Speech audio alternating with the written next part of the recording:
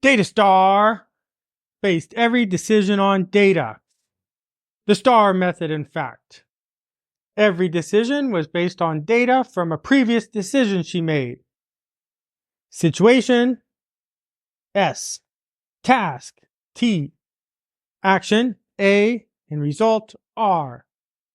And so if she needed to decide what bicycle to buy, she based it on the situation she had before buying a bicycle, the task she did of buying a bicycle, the action she took of which bicycle, and the result of if she liked it or not.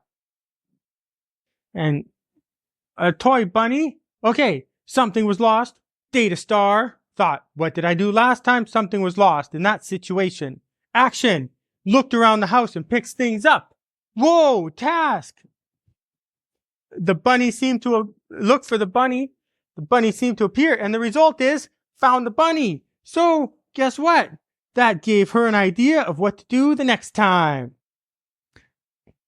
And that's one way to get ideas for things we might encounter in this long, fun journey of growing. Encounter means situations we find ourselves in, like looking for a toy bunny, or trying to buy a bicycle, or going to school and playing with all kinds of people there.